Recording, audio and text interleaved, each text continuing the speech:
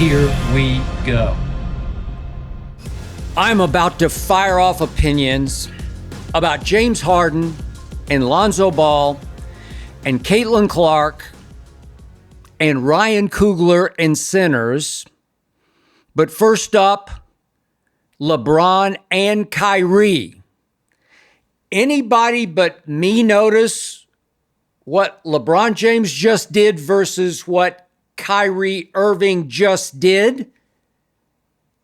Why isn't anybody out there but me talking about this? Why?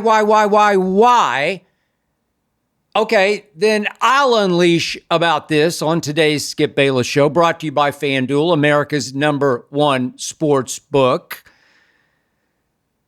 As you probably know by now, LeBron exercised his option to opt in for $52.6 million. The max he can make opting in, $52.6 million.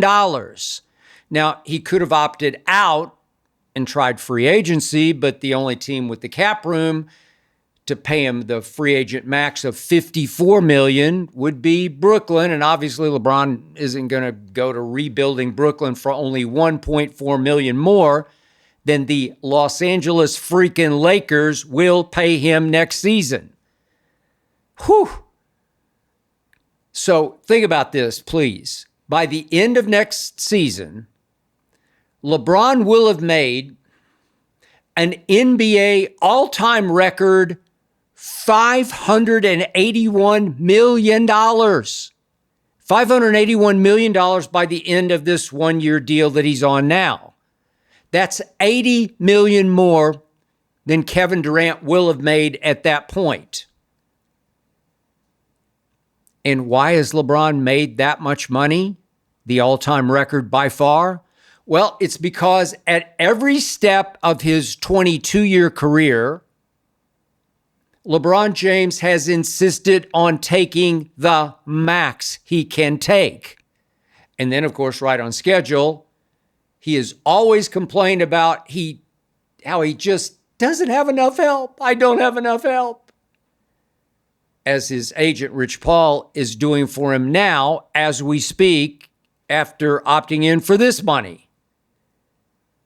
I mean, man, Rich Paul is the witch doctor of spin. Rich Paul can make the world believe anything. Anything. Nobody better at media and fan manipulation than Rich and Maverick Carter and, of course, LeBron James. They are the best. Genius at media manipulation. Yet, think about this. Kyrie got little to no credit for the sacrifice he just made for the Dallas Mavericks. Kyrie opted out of the $45 million he could have opted in for, $45 million. Then he signed a new longer-term deal that pays him only $36.7 million in the first year, which is this coming year. Then it goes to $39.7 in year 2, and finally to $42.7 in year 3. All 3 years less than what Kyrie could have made this coming season by opting in, as LeBron did. But of course, as we know, Kyrie's coming off an ACL surgery. Kyrie will miss, the first half or so of next season. So Kyrie gave Dallas a hometown discount so the Mavs can presumably sign Chris Paul to fill in for Kyrie, at least for a while. Kyrie says he believes with all his heart the Dallas Mavericks, with Cooper Flagg and Anthony Davis and Klay Thompson and on and on and on, can win a championship. And Kyrie, put his money where his mouth is.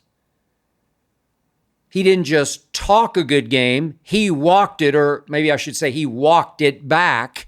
He took $8 million less to show how badly he really and truly wants to win, and win now.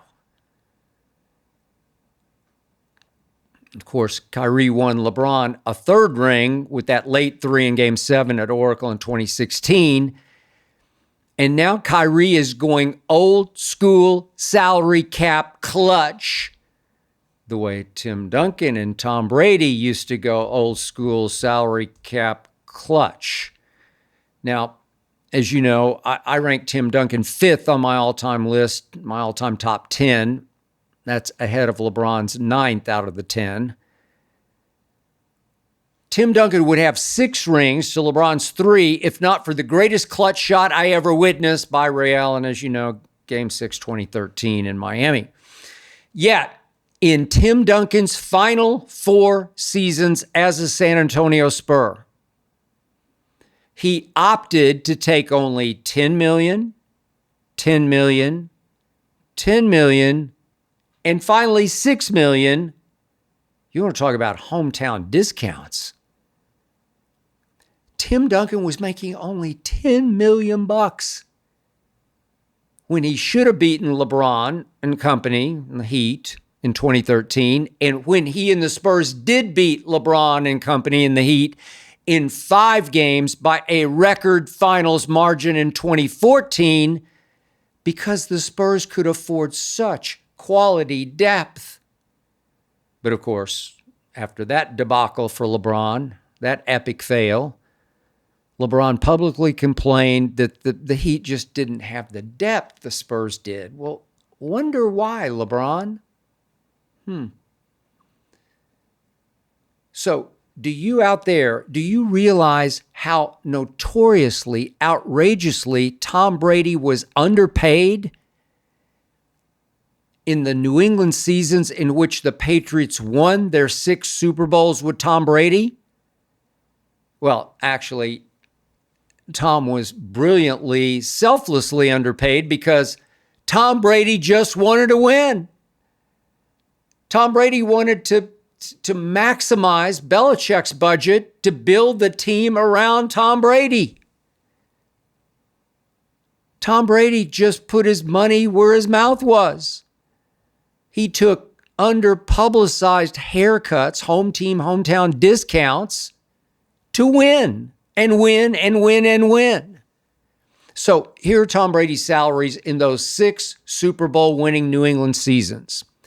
First one, of course, $372,000 as the 6th round draft choice starting in his 2nd season. Then Super Bowl number 2 was $9 million. Next was $6 million. Next was $19 million. Then $15 million and $15 million, which in that season, which was the 2018 Super Bowl season, that made Tom Brady the 51st highest paid player in the National Football League. He won the Super Bowl as the 51st highest paid player as a quarterback. And even as the GOAT free agent in 2020, after Belichick and Kraft pushed him out the back door, I mean, he was the GOAT already, and he was a free agent. That's never happened before, has it? Brady took only $28 million to sign with Tampa Bay, which made him only the 12th highest paid player that year. Russell Wilson that year made $53 million.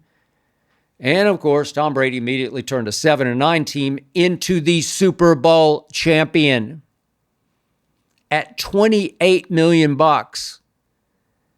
Tom Brady was the greatest NFL free agent buy ever, the greatest bargain ever. Are you listening, LeBron bleeping James?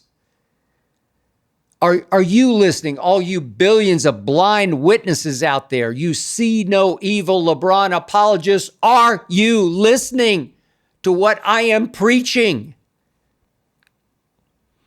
Yet,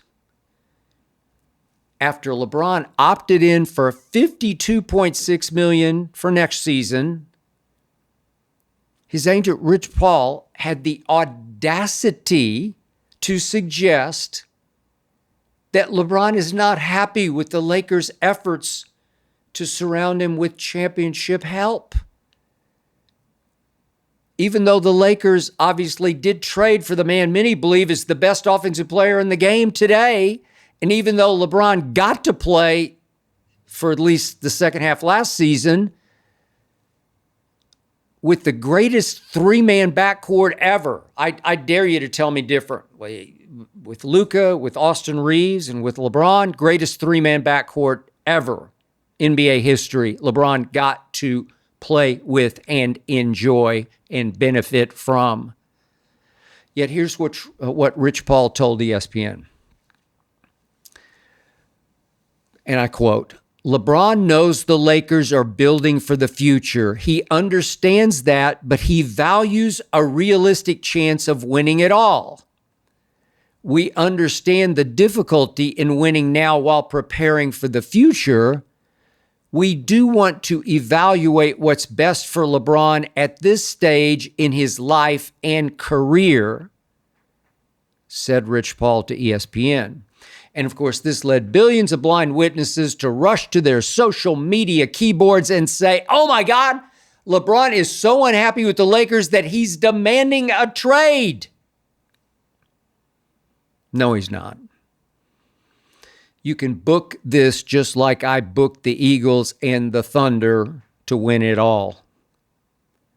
LeBron James, who has a no-trade clause, will not demand a trade.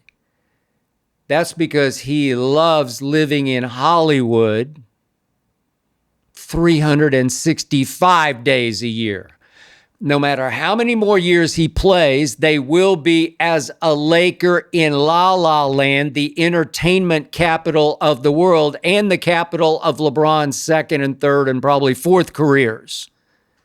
So after LeBron ripped ring culture on his Mind Game podcast, remember that?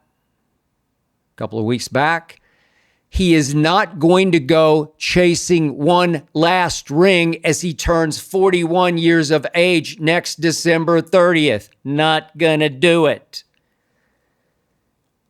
No team is going to move heaven and earth to create the cap room to take on a player in year 23 making $52.6 million. Are you kidding me? Even though I give you this, LeBron is still the face of the league, still the biggest draw in the league, still the all-time leading scorer, still playing at an all-NBA level, still on the verge of breaking several more longevity records, still only 50 games from surpassing Robert Parrish for most games ever played, and still just a season away from passing Vince Carter for most seasons ever played. Gotcha. Despite all that, nobody will be able to pull off trading for LeBron James. And even if some team somehow masterminds some 5-team deal that would pull it off, LeBron James ain't leaving the Los Angeles Lakers, ain't leaving his son Bronny, the kid the Lakers did draft, did play far more than Bronny deserved to play as a rookie, are committed to making Bronny the best NBA player possible. You can't leave that behind, LeBron. No way. No. LeBron has to see what his new Laker owner, Mark Walter, has done with the Dodgers, which is dominate baseball. Book it. LeBron is going nowhere but home to his Beverly Hills mansion. That's the only place he's going. No, come on. Wake up. Wise up. Rich Paul just needed to pour a little gasoline on those simmering, LeBron doesn't have enough help embers.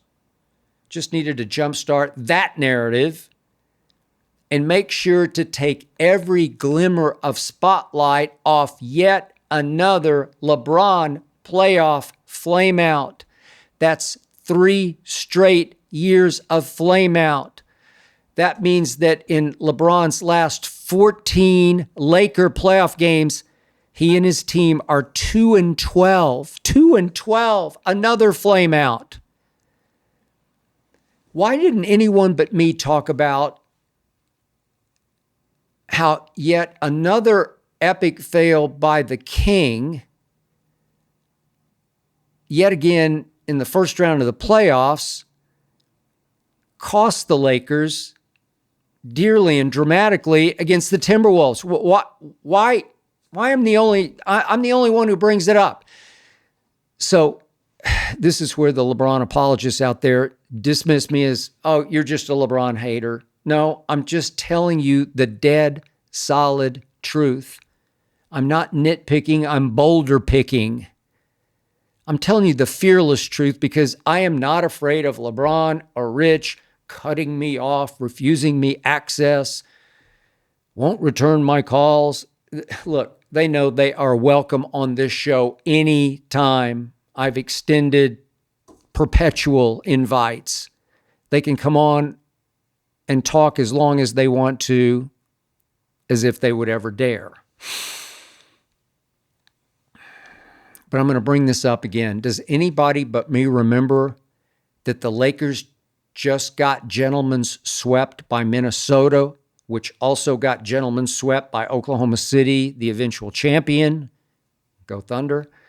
Does anyone but me remember LeBron's all-time awful disappearance in the fourth quarters of games 3, 4, and 5? All Laker losses. Anybody but me out there remember this?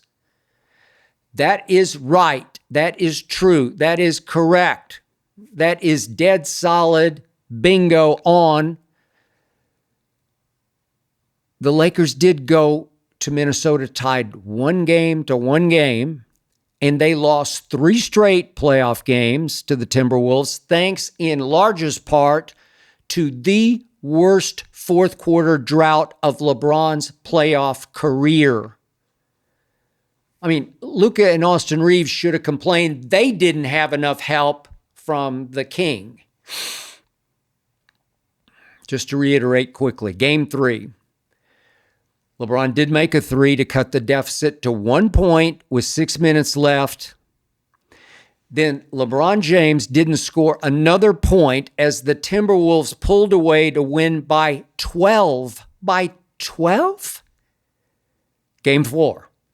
LeBron played all 12 minutes of the fourth quarter and didn't score a single point as the Lakers lost by 3. All-time greatest scorer didn't score a single point as the Lakers lost by 3. Close out Game 5. LeBron played all 12 minutes of the fourth quarter and didn't score until 3 minutes remained in the game. Did hit a 3 to cut it to 2. But after that, managed only an uncontested layup with 33 seconds left, and the Lakers down 8. And the Lakers lost that closeout Game 5 by 7. What? So, think with me here. Over a vast expanse of 3 fourth quarters of Games 3, 4, and 5, LeBron James, the NBA's all-time leading scorer, went scoreless. That included the last 6 minutes of Game 3, all 12 fourth quarter minutes of Game 4, and the first 9 fourth quarter minutes of Game 5. That's 27 straight fourth quarter minutes that the greatest scorer ever went scoreless. Didn't score a single point for the fourth quarter equivalent of over half a basketball game. What? Did you hear about it? Did anybody make a big deal about it? Did anybody say, well, what just happened, LeBron? Was he asked about it after nope, and double nope? But I mean, talk about no clutch gene. If you want to feel sorry for LeBron, feel sorry for such a supremely talented player born, alas, without a clutch gene. If only Rich Paul could go out and find this man a clutch gene. Rich is capable of that. So in those 3 fourth quarters, LeBron James, the greatest driver of the basketball I've ever seen, I say it over and over again, he shot in those 3 fourth quarters combined only 2 free throws. Only 2. What?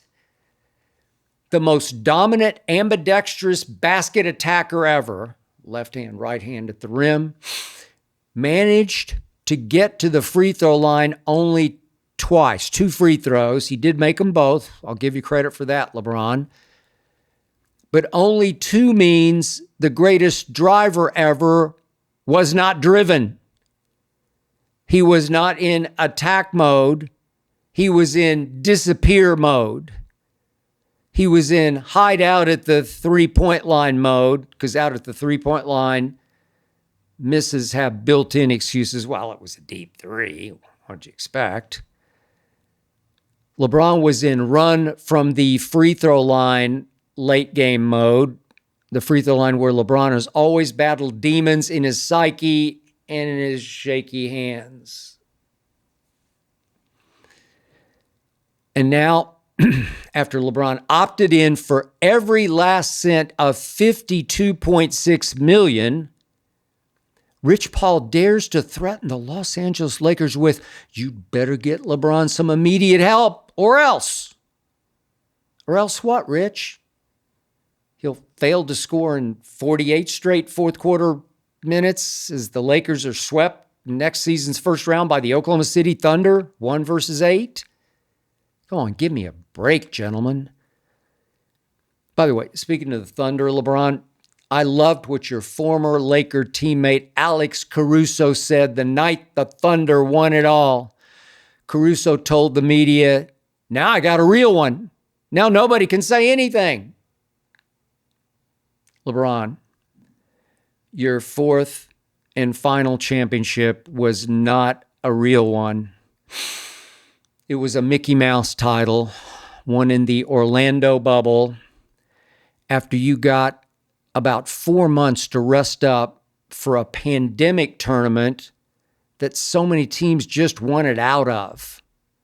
But hey, maybe if you'd taken less money in 2021, you and the Lakers could have kept the man Laker Nation was calling the Caruso Show. He does put on a show, especially on defense. But LeBron, you've never had enough help, in large part because you've always taken every last cent you could. The joke is on you, ultimately, LeBron.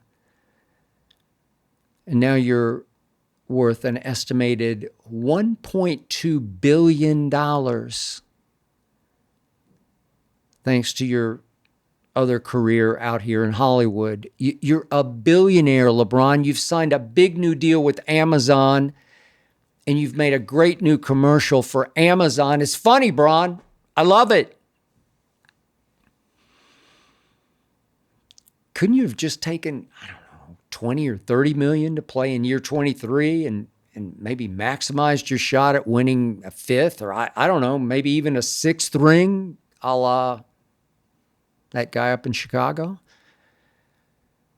Look, I'll leave you, LeBron, with a Dallas Cowboy anecdote, since you're a lifelong diehard Cowboy fan like I am. I was once talking with the founder and architect of the Dallas Cowboys, the late, great Texas E. Schramm.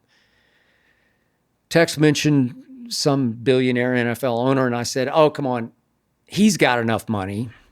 And Tex looked me right in the eyes and said, "Nobody ever has enough money." I guess that includes you, LeBron.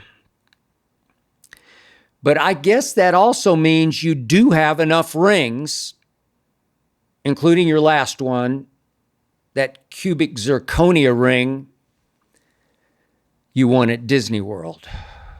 Ugh.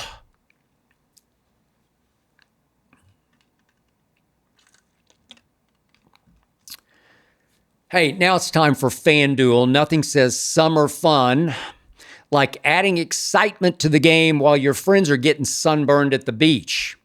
Summer sports are calling your name. Baseball under the stadium lights, golf on pristine green fairways, soccer matches with world-class goals, all the action-packed moments in between. And by the way, I watched the Rocket Mortgage golf tournament up in Detroit over the weekend. At one point, Sunday's final round, I think there were 26 players within 2 shots of the lead. Whoa, what? It was like a betting fantasy. 3-man playoff for 5 holes. Lord have mercy. Hey, you are going to spend all day following your favorite sports on your phone anyway this summer. You might as well make it more thrilling with FanDuel. Open the app today to see all the daily promotions. If you're new to FanDuel, new customers can bet just $5 and get $150 in bonus bets if your first bet wins. So open that FanDuel app today, or you can visit FanDuel.com/skip. Just use my first name, FanDuel.com/skip to get you started.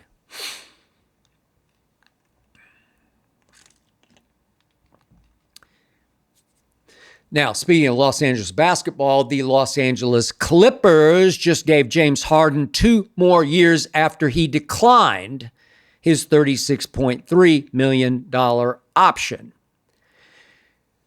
They bumped him up to $39.1 next year and $42.3 the following year.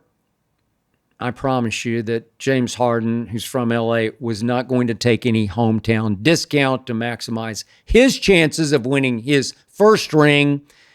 Now, he'll be just fine if he retires ringless. That's James Harden.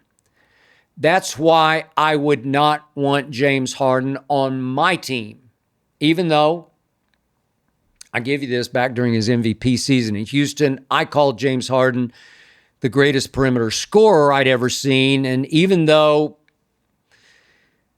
hey, if I ran the Clippers, who knows, maybe I too would have given up and given in and given James the money he clearly earned last season, as in regular season, not postseason. I mean, James has turned himself into the ultimate damned if you do or don't player. If you don't extend him, how a year from now are you going to replace this past season's 23.6 rebounds and 9 assists a game, not to mention a couple steals a game and a block a game and 87% from the free throw line? Damned if you don't with James Harden. I mean, I give you this too. James Harden did lose, 10 or 15 pounds last year. He looked, dare I say, great. He did play 79 games, his most in 8 years. He played the 5th most minutes in the league last year. Way to go, James. He was the only player in the NBA with 1,500 plus points, 500 assists, 100 steals, 50 blocks. James Harden did make the All-Star team this past season. He even made an All-NBA team, 3rd team, for the first time in 5 years. Way to go, James Harden. And as you know, at age 35, James Harden is as basketball sly as any player in this league. I assume Ty Lue pushed management to make sure James Harden will be running his point and running the show for the next 2 years, because Ty Lue believes in veteran know-how. But I believe in big game playoff toughness, mental and physical toughness you can trust when you need it most. And James Harden has a long, sorry history of playoff flameouts in Game 7s or closeout games. I'm not talking about LeBron Memorial 4th quarter flameouts, late game flameouts. No, I'm talking about full game no-shows when it matters most. See Game 7 this year in Denver, first round Game 7. James Harden took the fewest shots he's ever taken in a playoff game, 8. He made only 2 of 8, 1 of 4 from 3, shot only 2 free throws the entire game, did make them both, did have 13 assists, but scored only 7 points, was a minus 29 for the game that the Clippers lost by 19. Damned if you do. Now, I'm certainly not going to condemn the Clippers for committing 2 more years to a slam dunk first ballot Hall of Famer. Made the All-Star team. Hey, if Kawhi's knees stay reasonably healthy next year, he will be a supremely conditioned beast next season at, 270 pounds. And with James Harden picking and rolling with Big Zoo, the Clippers do have a shot, even in this Wild West.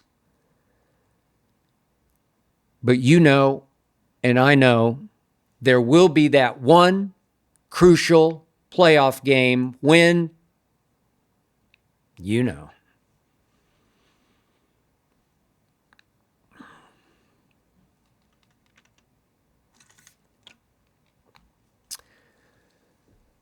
You might remember how much I believed in Lonzo Ball the one year he played for UCLA. Kid had real basketball genius to him. Had the once-a-generation passing gift, had long, striding Usain Bolt kind of speed while dribbling the basketball up court after grabbing a rebound at 6 feet, 6 inches tall and igniting the break. I saw Lonzo Ball averaging sort of a Jason Kidd Memorial triple-double in the NBA, maybe 14, 10, and 12, as well as making first-team all-defense because he is a lockdown, shutdown defender. And after Magic Johnson took him second overall, the great Magic predicted Lonzo's number 2 jersey would one day hang in the Laker rafters. Hey, Lonzo was Summer League MVP. He did average 10, 7, and 7 in 52 games as a rookie with 2 steals a game. That'll work. Even though his father had painted the biggest target on his back any rookie has ever had, including LeBron James. You remember LeVar Ball predicted right out of the box that Lonzo would be better than Steph Curry. Lord have mercy. LeVar, give your son a little break. I know you love him and believe him, but just a little one? Right away, it was the family reality show, Ball in the Family. And right away, it was the big baller brand sneakers that literally blew apart on Lonzo's feet during a game. Sneakers he blamed for his rookie year injury. It was clear from the start that father wanted to be a much bigger star than oldest son really wanted to be.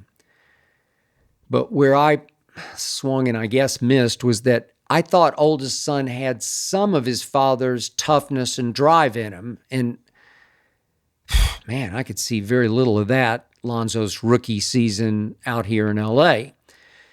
Except for his second ever NBA game. I don't know if you remember this. It was in Phoenix. I watched every dribble. Lonzo went 29, 11, and 9. No idea what got into him, but it didn't stay in him. Except for that one game, Lonzo never looked driven his rookie year, never looked like he had any killer in him, any burning desire to dominate, to win at any cost. Where was the LeVar in him?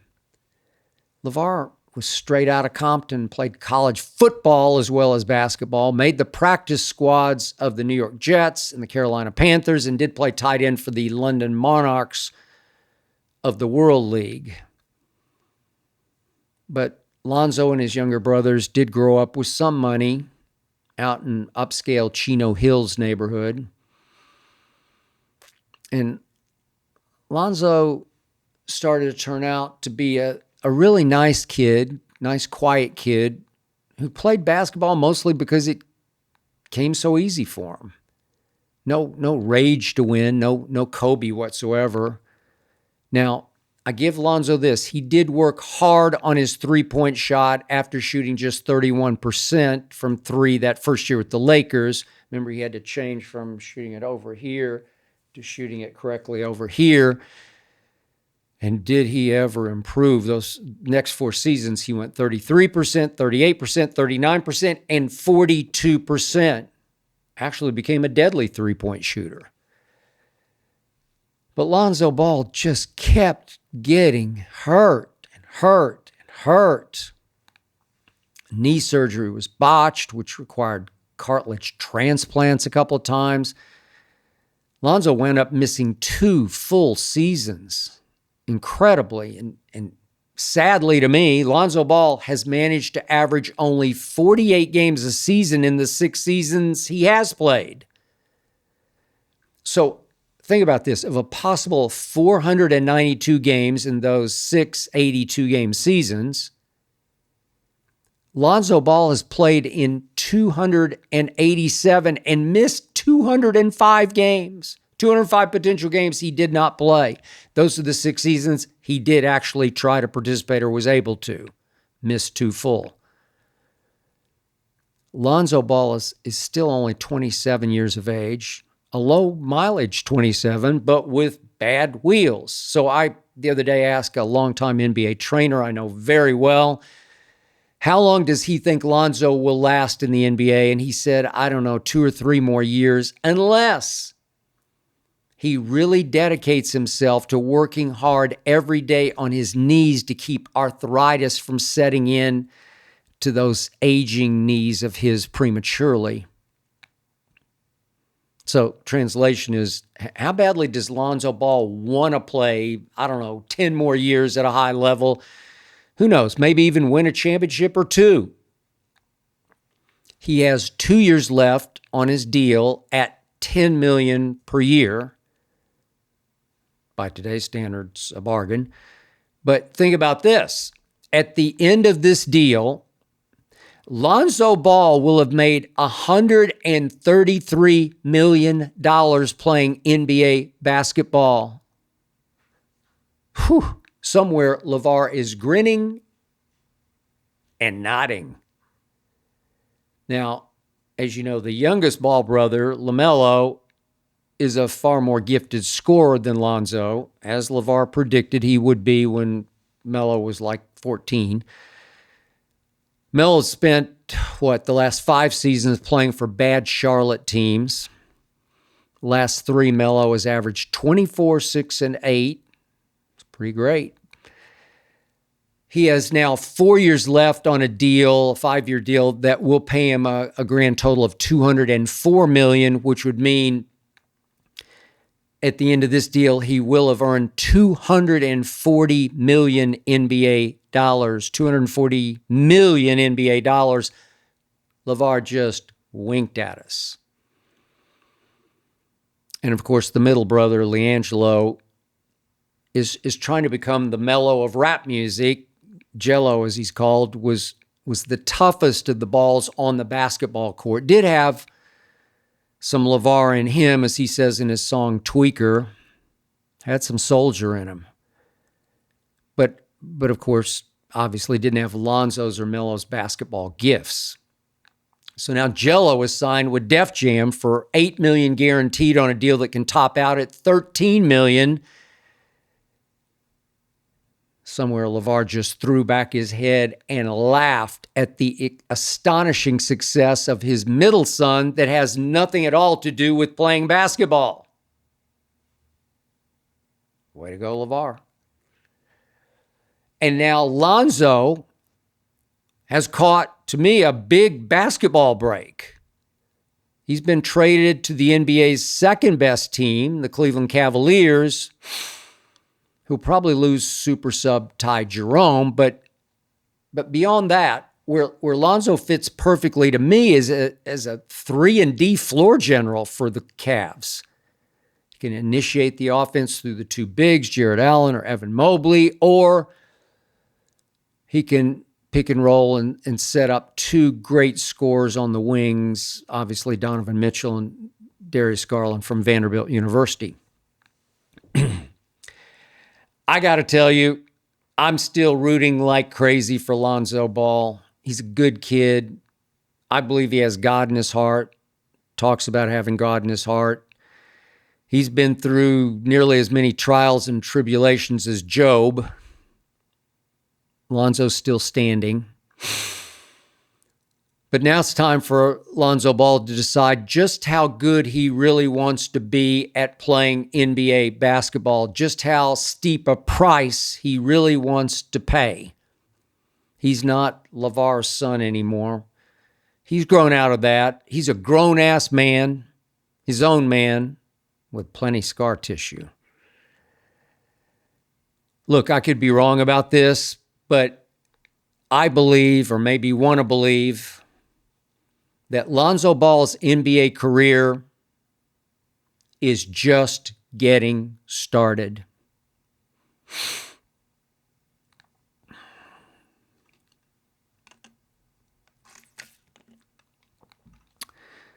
Okay, allow me a couple of minutes to talk about Ryan Coogler's movie, Sinners. I missed it in the theater because of the NBA playoffs, which are the most grueling stretch of the year for me. So over the weekend, I watched Sinners in 2 sittings, or maybe I should say 2 runnings while I was on the treadmill. I hope I can explain this correctly to you, but I loved and I hated Sinners. I loved it because when Ryan Coogler applies his genius to a film, I just won't have any choice but to love it. He is that gifted. Fruitvale, Creed, the Black Panthers, and now Sinners. Gifted. I love Sinners because if I get a double shot of Michael B. Jordan unleashing his raw screen power, and Michael B. plays 2 twin brothers, I'm going to double love it. I love Sinners because of the brilliant melding of 2 very different genres, the plight of black people in 1932 Mississippi and vampires? Wait, vampires river dancing? Trust me, Ryan Coogler's screenplay just, so to speak, sucks you in. Not once did I think this is silly or this is hokey. Didn't have time to doubt it because Sinners just grabs you by the throat that will probably get bitten. And how can you not love anything that has Delroy Lindo in it? He steals, 6 or 8 scenes in Sinners with that wise, cool patter of his. And I get to see Michael B. Jordan blow away, 40 or 50 Klansmen, including the big, fat, tobacco-spitting leader. And then just when I thought Sinners was over, I got a bonus scene, a postscript 60 years later in Chicago, featuring the great Buddy Guy, the real Buddy Guy, that guy, who's visited in the club by vampire Michael B. and vampire Haley Steinfeld. Huh? Knocked me right off my chair, or in this case, off the treadmill. What? Just breakthrough filmmaking. Thank you, Mr. Coogler. Yet, I must admit, when Sinners ended, I felt battered, bludgeoned and battered by white guilt. Look, Sinners has no use for white people, nor should it.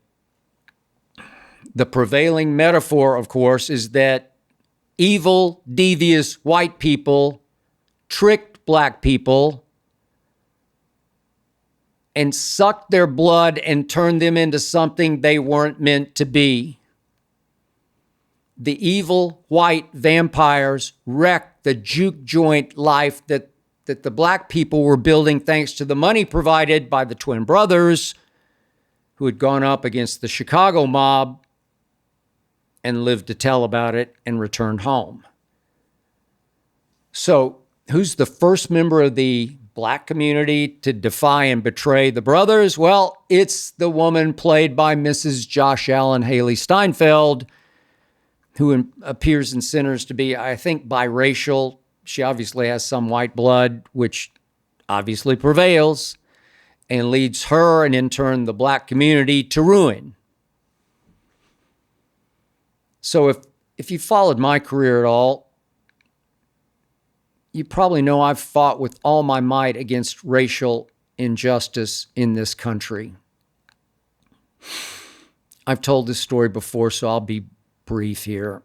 I was so blessed to have been mostly raised by a black woman who was far more of a mother and a teacher to me than my mother was, my real mother. Everything I know about right and wrong, I learned from Katie Bell Henderson, who worked for my grandmother, who traveled for her work. And I'm sure some black people say, oh, it's the help. But trust me, there was no plantation mentality operating at my grandmother's.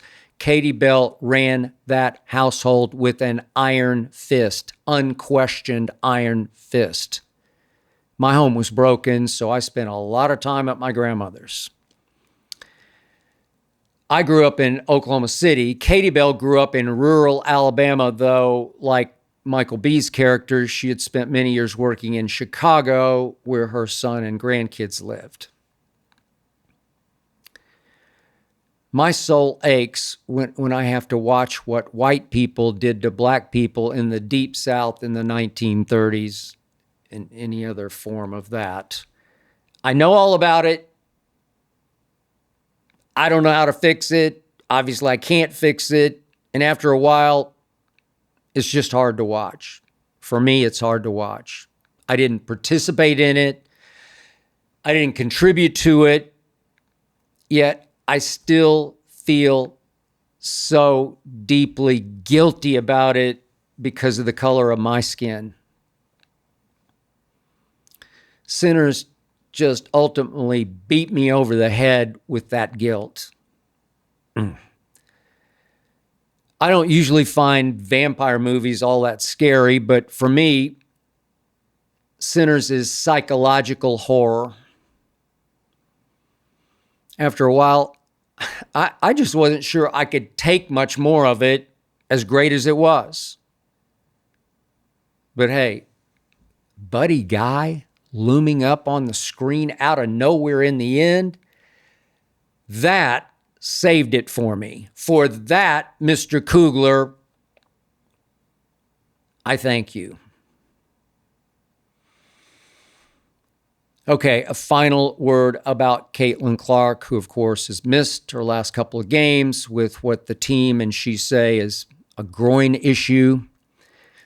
She missed her first game that would have been this past Friday night against Paige Beckers, the rookie in Dallas, who was asked about the pressure of expectation that Caitlin is under on a nightly basis. And Paige Beckers said last Friday, I would just say she handles it with grace, and the pressure that she's put on every single night to perform at the level that she does, it's inhumane, really, to expect people to be perfect and to not have off games or off nights. She called it inhumane. And then she continued, did Paige Beckers, on Caitlin, if she doesn't go 8 for 10 from 3, people are questioning things. It's unfair to have to deal with that. But I'm sure she has a great team around her and great people to help her.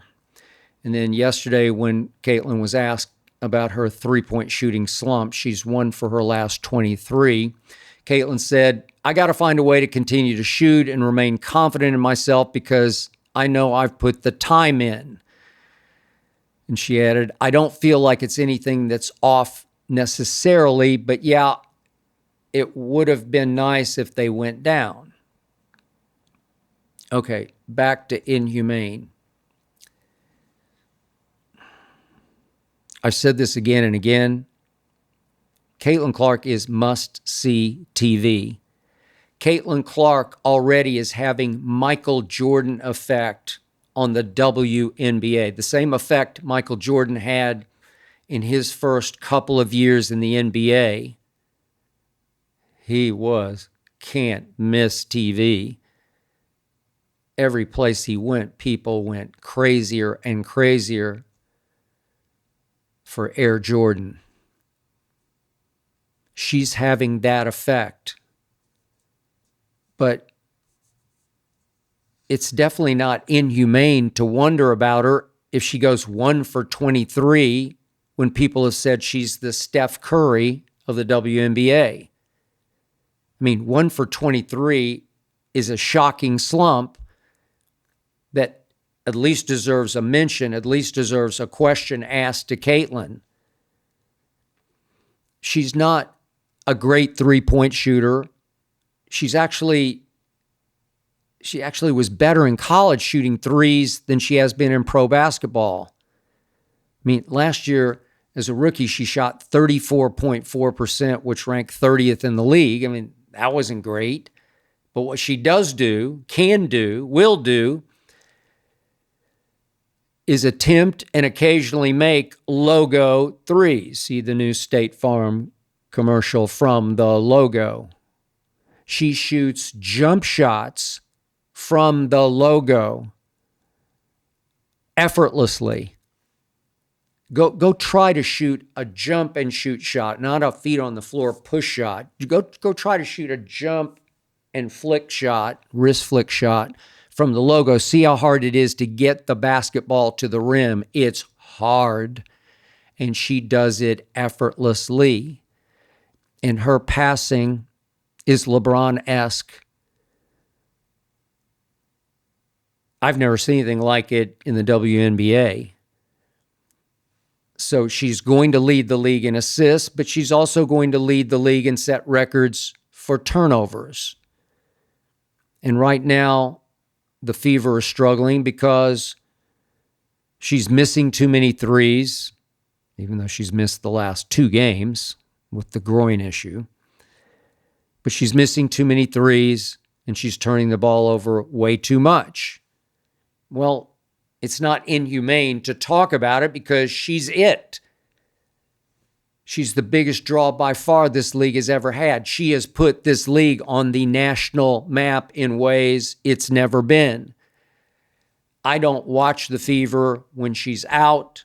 I do not miss the Fever when she's in.